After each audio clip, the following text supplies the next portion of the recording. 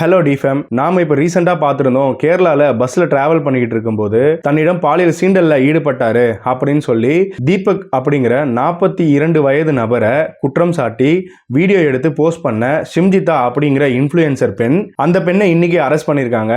மேலும் இந்த பெண் தன்னோட சொந்தக்காரங்க வீட்டில் தான் பதுங்கி இருந்தாங்க, அங்கிருந்து அரெஸ்ட் பண்ணியிருக்கிறதா தகவல்கள் நம்மளால பார்க்க முடியுது. இந்த மாதிரி பெண்களுக்கு இருக்கக்கூடிய சட்டத்தை தேவையில்லாத இடத்துல தேவையில்லாம ஒரு கெட்ட பேரை உண்டாக்கக்கூடிய எல்லா பெண்களுக்குமே இந்த பெண்ணுக்கு கிடைக்கக்கூடிய அந்த தண்டனை ஒரு எடுத்துக்காட்டா இருக்கணும் அப்படிங்கிறது தான் எல்லோரோட கோரிக்கையா இருக்கு. இவங்களுக்கு 10 வருஷம் தண்டனை கொடுங்க அப்படிங்கிற மாதிரி எல்லாருமே பேசிட்டு இருக்காங்க. கண்டிப்பா மேலும் இந்த பெண்ணுக்கு உடனே தண்டனையானது கொடுக்கப்படுமா அப்படின்னு கேட்டா கிடையாதுங்க. விசாரணையானது நடக்கும், எவிடன்ஸ் ஆனது பார்க்கணும். ஸோ கோர்ட்ல இந்த ட்ரையல்ஸ் எல்லாமே நடக்கும். அதுக்கப்புறம் தான் ஒரு தீர்ப்பு அப்படிங்கிறது வரும். தண்டனை அப்படிங்கிறது என்ன அப்படிங்கிறது அந்த தீர்ப்புல தான் நமக்கு தெரியும். தவறான குற்றம் சாட்டணும் அப்படின்னு நினைக்கிற பெண்களுக்கு அது மாதிரி பண்ணக்கூடாது, பண்ணா இப்படியான தண்டனை கிடைக்கும் அப்படிங்கிற ஒரு எடுத்துக்காட்டா இந்த தீர்ப்பு இருக்கும் அப்படிங்கிறத நம்பலாம்.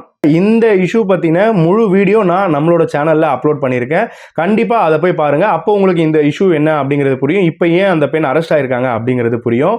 நான் உங்களுக்கு அந்த வீடியோக்கான லிங்கை கீழே ஆட் பண்ணியிருக்கேன். ஸோ கண்டிப்பா டச் பண்ணி பாருங்க.